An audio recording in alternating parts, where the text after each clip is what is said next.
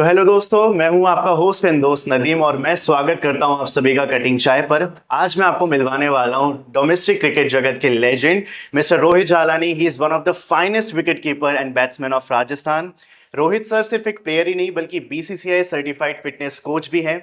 आज वो खुद की cricket academy Jaipuria cricket academy run करते हैं और एज अ हेड कोच वो वहां पे हजारों एस्पायरिंग क्रिकेटर्स को क्रिकेट भी सिखाते हैं। He also represented Rajasthan in various prestigious tournaments like Ranji Trophy, Irani Trophy, Duleep Trophy, and even played abroad in Australia and England. Right now, he is serving as the head coach of men's disability cricket team of India, showing his dedication and inclusivity to the game. Let's welcome Rohit Jalani, a true inspiration to the cricketing world. बहुत बहुत स्वागत है sir आपका। Thank you Nadeem. Sir पहले तो मैं आपको यही बोलना चाहता हूँ, आपकी जो एनर्जी है, आपका जो एंथुजियाज्म है ना, मुझे आज एक्स्ट्रा एनर्जेटिक अपने अपने आप को रखना पड़ेगा आपकी एनर्जी के साथ मैच करने के लिए। तो आपकी जो पूरी ग्लोरीफाइड जो क्रिकेटिंग ईयर्स रहे हैं, पूरी जर्नी रही है, मैं चाहता हूँ कि आज हमारे दर्शकों के सामने वो मैं रखूँ। तो हम बिल्कुल शुरुआत से शुरू करते हैं और जैसा कि आपको पता है कि बचपन में हम सभी लोग क्रिकेट खेला करते हैं गलियों के अंदर और वहीं से हमारे एक जो सपने की शुरुआत होती है कि हमें क्रिकेटर बनना है। तो मैं जानना चाहूंगा आपकी जर्नी कैसे स्टार्ट हुई थी एज ए क्रिकेटर। देखिए, स्पोर्ट्स का कल्चर शुरू से घर में था जी। My father was a sportsman. दादाजी मेरे पहलवान हुआ करते थे, तो somehow culture was in the family. Okay. But I started as a hockey player. मैंने हॉकी में इंडिया कैंप किए, राजस्थान कैंप किए, मैं नेशनल्स खेला, एसएफआई खेला और I was more dedicated towards hockey. तो बचपन की जर्नी यही थी। फिर समहाउ 10th के बाद मैं क्रिकेट में आया और मैं फिर क्रिकेट में रम गया। ओके तो सर इसमें मतलब जैसे फैमिली का सपोर्ट जो होता है ना, वो एक कैटलिस्ट की तरह काम करता है, चाहे आप किसी भी फील्ड में हो। तो आपकी फैमिली का सपोर्ट था आपकी क्रिकेट? बिल्कुल। सबसे बड़ा सपोर्ट मेरा मेरी मदर का था। अच्छा। मदर ने मुझे शुरू से काफ़ी सपोर्ट किया स्पोर्ट्स में। पेरेंट्स का सपोर्ट था, मेरे दादाजी जैसे मैंने बोला वो पहलवान थे, जी। उनका बड़ा सपोर्ट था। तो समाओ घर में एक कल्चर था कि हाँ, स्पोर्ट्स के लिए होना चाहिए कुछ। अच्छा, तो कोई ऐसा एक्सपीरियंस आप शेयर करना चाहोगे जहाँ पे आपके पेरेंट्स का जो सपोर्ट है वो आपको एज एन कोच या फिर एज अ प्लेयर बहुत ज्यादा हेल्पफुल रहा हो? देखिए, हम जिस एरा में खेले थे जी। उसमें sports was not good as the concern of career. जी जी। खेलोगे कूदोगे बनोगे नवाब, हाँ और हाँ मतलब पढ़ोगे नवाब और खेलोगे कूदोगे बनोगे खराब वाली कहावत चला करती थी, जो बिल्कुल उल्टी हो गई है। हाँ। तो उस समय खेल में अपना career banana was little difficult. तो बिना फैमिली सपोर्ट के पॉसिबल नहीं था। तो अनडाउटली और भी लोग थे जो पेरेंट्स को बोलते थे कि भाई ओनली खेलने से थोड़ी काम चलेगा, या कहीं ना कहीं करियर देखना पड़ेगा। तो लेकिन पेरेंट्स को पूरा विश्वास था कि जो ये कर रहा है, जो ये चाह रहा है, यदि उस फील्ड में सपोर्ट करेंगे तो डेफिनेटली ये अपना काम मन से करेगा और अच्छा काम करेगा। तो ये सपोर्ट तो बहुत बड़ा सपोर्ट था, जिसके कारण उस एरा में हम लोग लड़के बाहर निकल सके। और थैंक्स टू फैमिली का सपोर्ट जिसकी वजह से आज हम आपने डेफिनेटली। देखिए, बिना पेरेंट्स के सपोर्ट के आप कुछ नहीं पा सकते, ये सच्चाई है। उनका आशीर्वाद और सपोर्ट बहुत ज़रूरी है। जी। और हमारी जॉइंट फैमिली थी, तो चाचा वगैरह हमारे, और जैसे मैंने बोला दादाजी का बहुत शुरू से बहुत सपोर्ट रहा मुझे अपने फिटनेस के लिए। तो समाउ हर चीज़ शुरुआत घर से होती है। वैसे मुझे ऐसे आपको देखकर ऐसा लग रहा है कि ये जेनेटिक्स है, आपकी जो पर्सनैलिटी है, जैसे आपने बोला कि पहलवान ऑलरेडी रह चुके हैं। हाँ, तो हाँ, कहीं ना कहीं गिफ्टेड तो है। अच्छा, ओके। लेकिन आप फिटनेस कोच भी हैं तो मे बी शायद क्रेडिट उसको भी जा सकता है। That's credit goes to my coaches. Okay. क्योंकि जब मैंने क्रिकेट शुरू किया, पहले हॉकी जी। में था, हॉकी में भी फिटनेस जरूरी है। हम्म। और जब क्रिकेट में फर्स्ट डे आया तो जो मेरे कोच थे संजय वैद सर, उनका पहला क्वेश्चन ये था कि यदि कीपिंग करनी है तो 2 दिन लगातार कीपिंग करने का दम है तुम्हारी टांगों में, तो ही ओनली क्रिकेट खेलना। जी। तो पहली चीज़ ये थी, आपको फिटनेस इतनी करनी पड़ेगी कि आप सर्वाइव कर सको 2 दिन एज ए विकेट कीपर। मतलब 90 ओवर का एक दिन का गेम होता है, 180 ओवर आप कीपिंग करने लायक हो तो ही क्रिकेट खेलना। हाँ। तो दिमाग में बात सेट हो गई कि फिटनेस पहली चीज़ है। बिल्कुल बिल्कुल। और मैं भी मतलब आज आपसे जब मिला ना, तो मैंने भी डिसाइड कर लिया कि कैसे भी करके मुझे आप जैसी फिटनेस मेंटेन करके रखनी है। तो मेरे को काफी गोल्स नहीं, मिले। डिसाइड करने से कुछ नहीं होगा, काम शुरू करना पड़ेगा। बिल्कुल सर, जरूर करेंगे।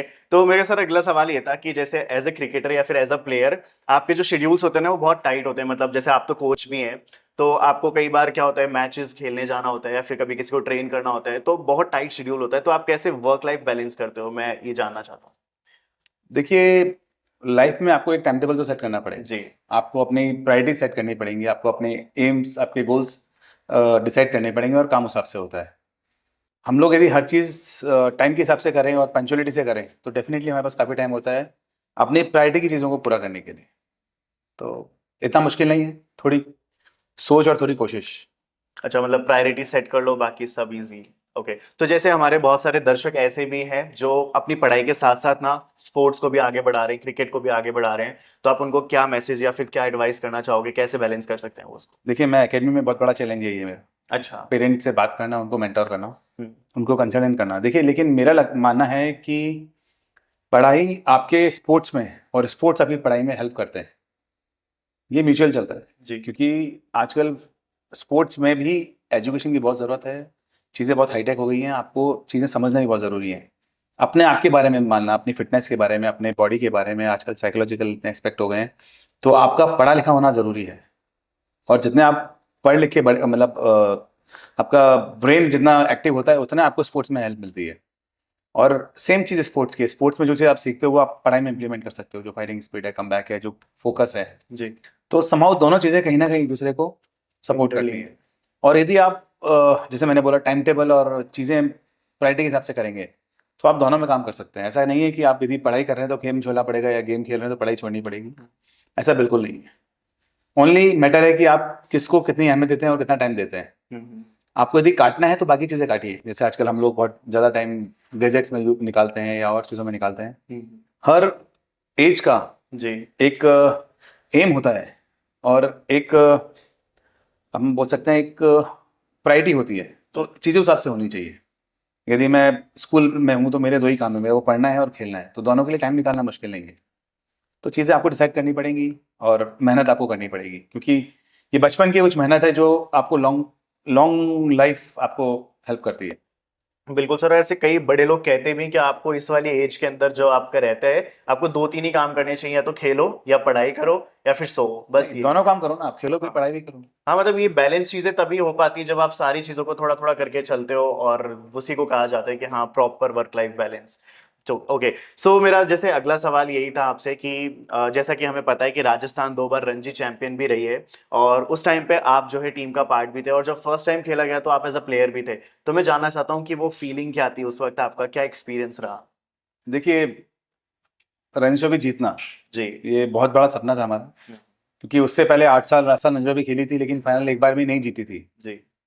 तो 8 बार फाइनल हारने के बाद और फर्स्ट टाइम आपको मौका मिले और आप जीत जाओ, बहुत बड़ी तो बात। उससे बढ़िया कुछ नहीं हो सकता। जी। और एक्चुअली उससे पहले 2006 में हम लोग वनडे फाइनल खेले थे, अच्छा। और वनडे फाइनल हार गए थे।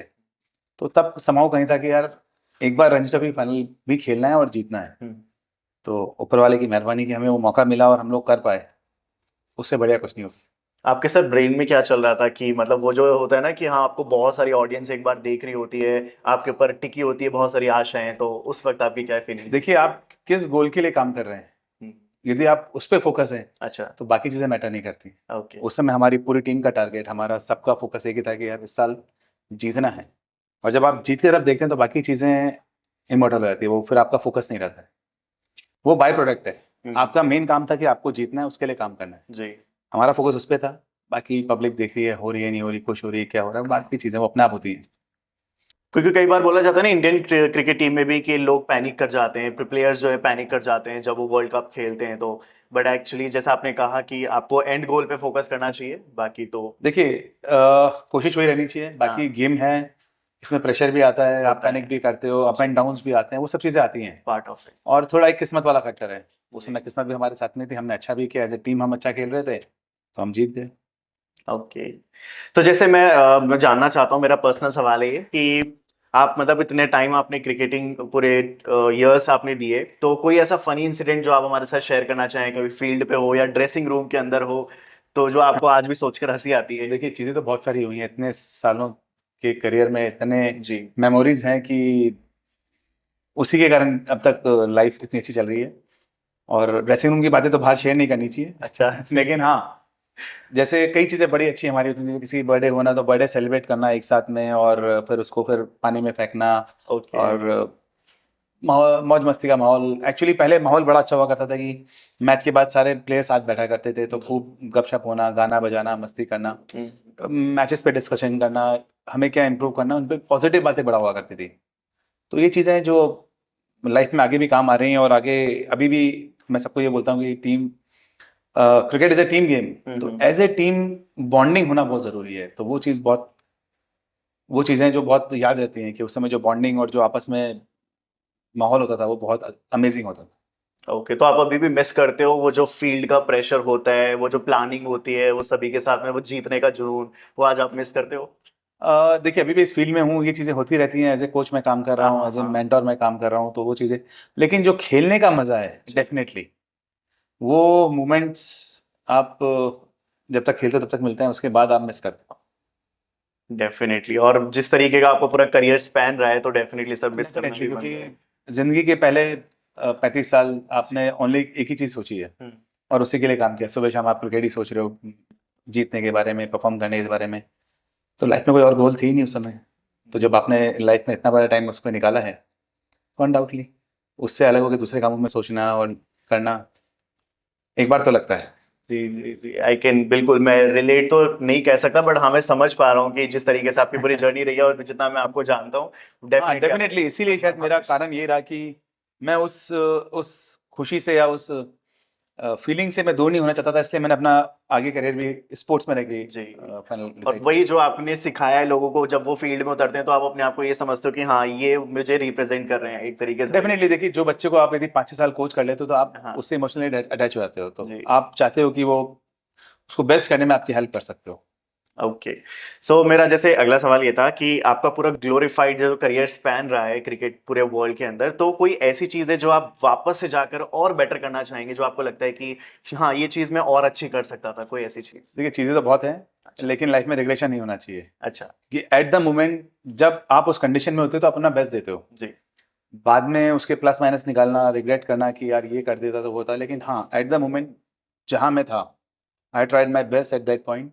अब वो चीज़ हुई या नहीं हुई, ये बाद में फिर इमोर्टल है, उसमें बाद में इतना फर्क नहीं पड़ता, क्योंकि उस समय आपने यदि बेस्ट दिया है और जो आप कर सकते थे आपने किया है ईमानदारी से, तो ठीक है, फिर रिग्रेट होने की जरूरत नहीं। ओके, तो मतलब कोई ऐसी चीज़ नहीं है जिसको आपको ऐसा लगे? रिग्रेट तो क्या, मैं बोलूँ कि मैं इंडिया खेल जाता यदि मैं उस समय ये कर देता था, या हम वनडे फाइनल जीत जाते उस समय ये कर देते, बाद में रिग्रेट करने का फायदा नहीं है। उस समय आपने क्या किया, आपने अपना बेस्ट दिया, नहीं दिया, आपने अपना 100% देना, जो बोलते हैं ना ईमानदारी से आपने दिया, और आपने दिया, रिजल्ट हरदम आपके हाथ में नहीं होता है।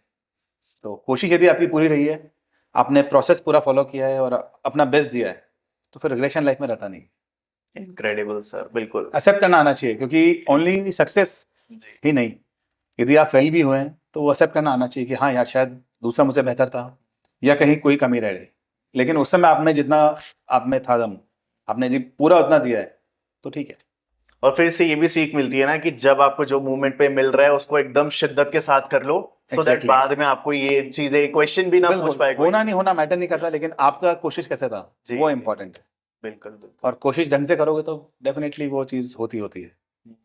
अच्छा, जैसे आप प्लेयर भी रह चुके हैं और अभी आज के टाइम पे आप हेड कोच भी है जयपुरिया क्रिकेट एकेडमी के, और मेंस डिसेबल्ड क्रिकेट टीम के भी आप हेड कोच हैं, तो मैं आपसे जानना चाहता हूँ कि एक सक्सेसफुल क्रिकेटर की क्या क्वालिटीज होनी चाहिए आपके अकॉर्डिंग? देखिए ओनली क्रिकेटर नहीं, लाइफ में सक्सेसफुल होना है तो कुछ अच्छा। चीज़ें बॉटम लाइन है। जी जैसे डिसिप्लिन होना हम्म, सबसे इंपॉर्टेंट चीज़ है। जी आपका डिसिप्लिन डिसिप्लिन हर चीज़ में होता है, मतलब आप ओनली एक पर्टिकुलर चीज़ में नहीं बोल सकते। आपको अपने लिए, अपने गेम के लिए, अपने इवन रिलेशंस के लिए, सबके लिए डिसिप्लिन होना बहुत ज़रूरी है। तो एक डिसिप्लिन बहुत बॉटम लाइन है। डेफिनेटली हार्डवर्क, हम लोग बोलते हैं कि मेहनती होना ज़रूरी है, मेहनत के बिना कुछ भी नहीं मिलता। जी तो जैसे मैं मानता हूँ कि मेहनत के साथ में आपको मेंटली स्ट्रांग होना भी बहुत ज़रूरी है, आपको फिजिकली, वो सब जो एस्पेक्ट हैं, लेकिन वो सब चीज़ आती है डिसिप्लिन पे। यदि आप डिसिप्लिन हो तो आप अपने आप का ध्यान रखते हो, अपनी फिटनेस का ध्यान रखते हो, अपने गेम का ध्यान रखते हो। अब हर चीज़ को कहीं ना कहीं उस उस डिसिप्लिन से करते हो जो रिक्वायर्ड है। जी। तो मेहनत भी चाहिए, हर चीज़ चाहिए, थोड़ा किस्मत भी चाहिए, लेकिन वो तभी होगा जब आप कोशिश 100% करो डिसिप्लिन में रह के। जो चीज़ जब रिक्वायर्ड है तब आप कर रहे हो तो उसका रिजल्ट है। ओके, सो सक्सेस मंत्र बेसिकली ये है, चाहे आप किसी भी फील्ड में सक्सेसफुल बनना चाहो, कि आपको डिसिप्लिन जो है वो रखना है। और चाहे डेडिकेशन हो, चाहे जी आपका कोई भी एफर्ट हो, जी वो डिसिप्लिन वे में होना चाहिए, दैट इज इम्पोर्टेंट। ओके, फिर मतलब कोई भी अचीव कर सकता है जो भी उसने सोचा है। Okay great. सो मेरा अगला सवाल यही था कि आज के टाइम पे भारत के अंदर जो स्पोर्ट्स कल्चर है वो किस डायरेक्शन में जा रहा है, फिर उसका अगर हम भविष्य आपसे जानना चाहें तो आपके अकॉर्डिंग क्या होना चाहिए? देखिए जिस तरीके से पिछले 5 साल में स्पोर्ट्स, नॉट ओनली क्रिकेट, जी स्पोर्ट्स में जो चेंज आए हैं हिंदुस्तान जी में, जी अमेजिंग।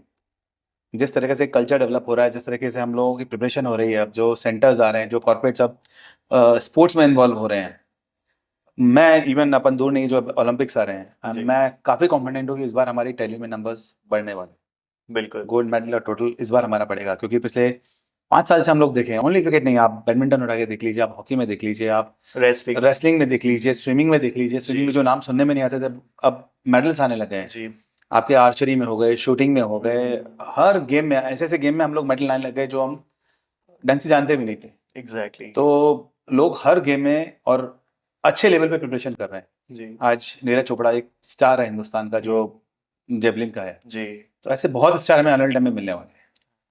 तो डेफिनेटली गवर्नमेंट और कॉर्पोरेट्स ऐसे ही गेम्स को सपोर्ट करेंगे तो हम बहुत चैंपियंस देखेंगे आने वाले टाइम में।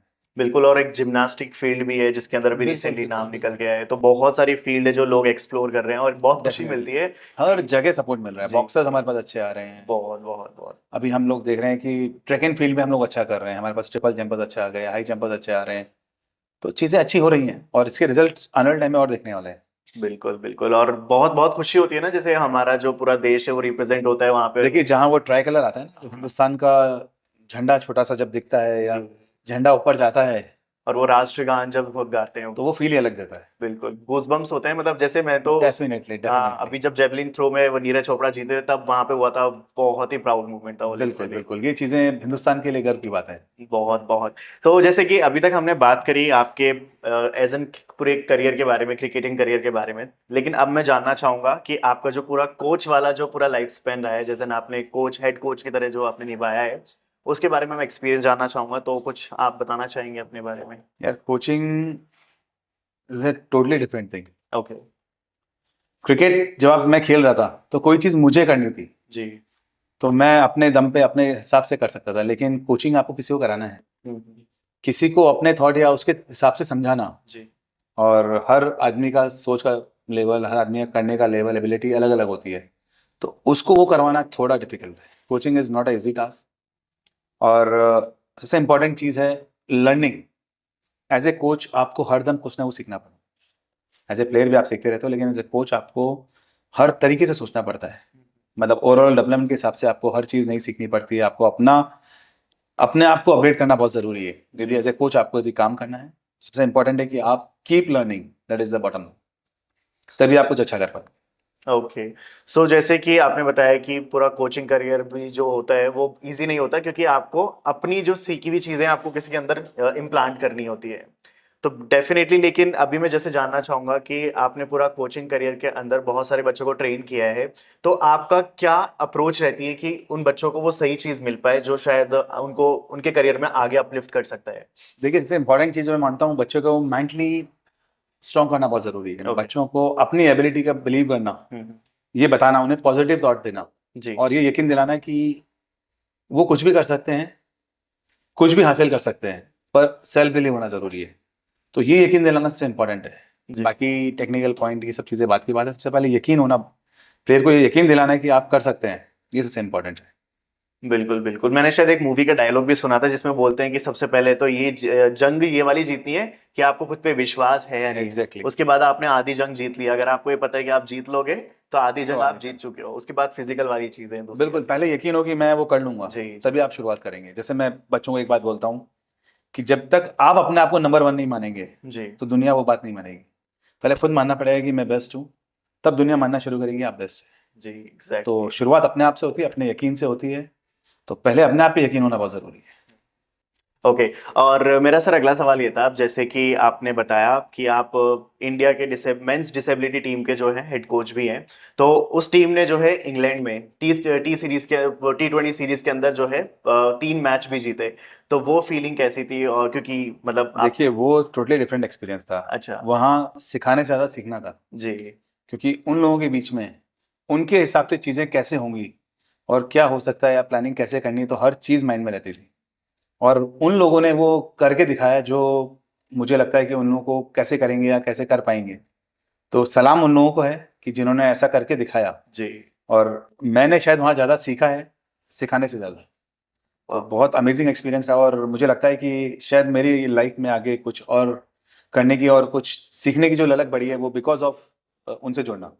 और उनको देख के सर मोटिवेशन कितना आता है कि ये डेफिनेटली हम लोग छोटी छोटी बातों पे रोते हैं और उनको देखता हूँ कि जो खुद पूरे मतलब फिजिकली एबल नहीं है या उनमें कुछ कमियां हैं फिजिकली, लेकिन मेंटली और जज्बे से इतने बड़े हैं कि लगता है कि इनसे तो बहुत कुछ सीखा जा सकता हम जो पूरे एकदम फिट होते हैं या फिर हम जो नॉर्मल होते हैं तो हम इतने एक्सक्यूज देने लगते हैं कि हम ये बिल्कुल। नहीं कर सकते, वो नहीं कर है। वो सकते। लोग एक्सक्यूज नहीं देते, वो रास्ता Excuse ढूंढते हैं। नहीं देते। मैंने जो बात सीखी वो यही सीखी है कि हम लोग नहीं होने का कारण ढूंढते हैं हाँ और वो हो कैसे सकता है उसका कारण वो तरीका ढूंढते हैं। जी, और छोटी सी तो वजह यही भी डिफरेंट चाहिए है। होती है। बिल्कुल बिल्कुल। तो जो ये जर्नी है ये बहुत मतलब मैं बड़ा एंजॉय कर रहा हूँ।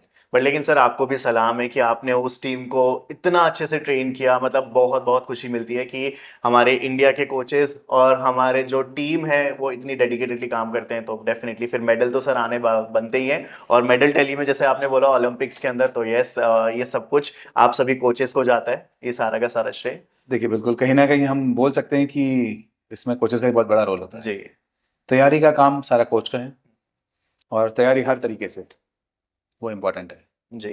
ओके, सो मेरा अगला सवाल आपसे ये था कि जैसे अगर हम बात करें इंडिया के क्रिकेटर्स की, तो हमने जो नॉर्मल देखा है ना, तो इनका जो करियर स्पैन होता है ना वो अराउंड 40 इयर्स होता है, या फिर मैक्सिमम कहीं तो 40 इयर्स होता है। लेकिन 40 इयर्स वो एज नहीं होती ना कि जहाँ पे आप सब कुछ छोड़ के बैठ जाओ, है ना। मतलब अभी भी आपके अंदर बहुत सारी चीजें करनी बाकी होती हैं। तो इसके बाद क्या आप किससे कैसे डील करोगे? देखिए करियर क्रिकेट प्लेइंग का हो सकता है कि आपका रुक जाए, अच्छा।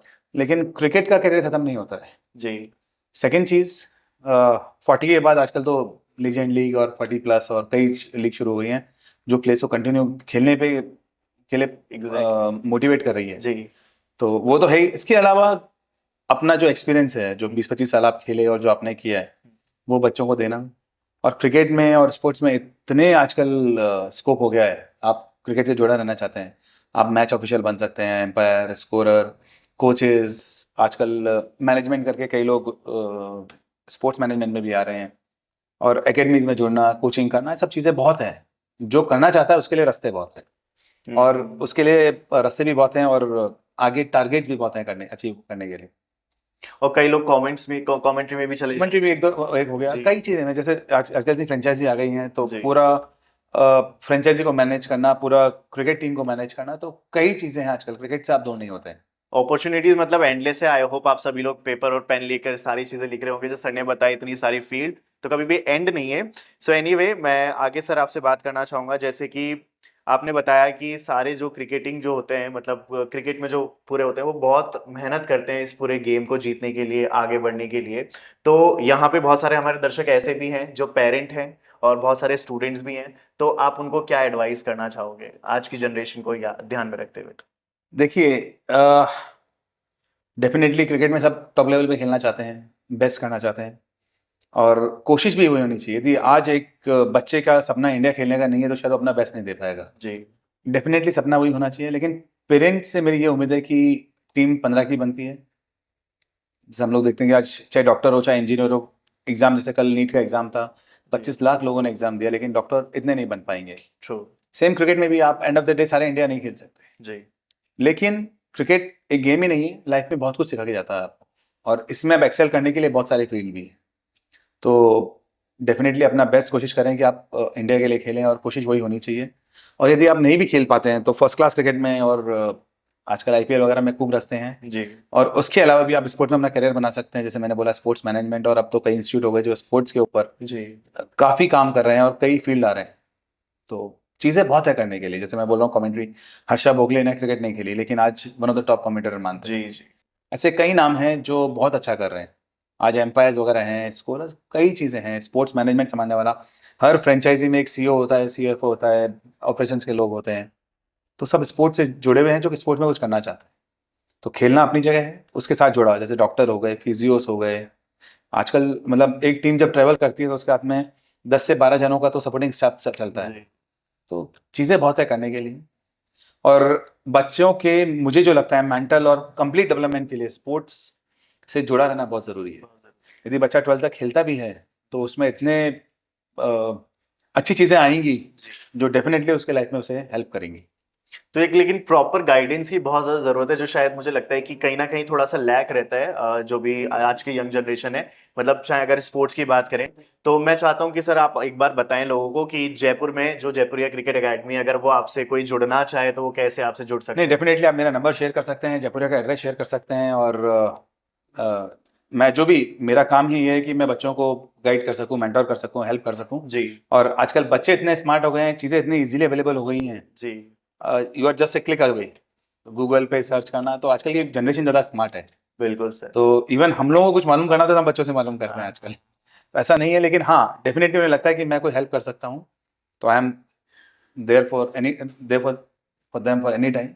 और ओनली क्रिकेट नहीं, और भी स्पोर्ट्स, क्योंकि मैं अब कई स्पोर्ट्स से जुड़ा हूँ। मैंने, मेरे पास खुद का फुटबॉल क्लब भी है, वाह। हमने जयपुरिया में बास्केटबॉल अकेडमी भी शुरू कर दी जी। है, और अब मैं कई बच्चों को मेंटोर भी कर रहा हूँ अलग अलग स्पोर्ट्स से हाई लेवल पे जाने के लिए।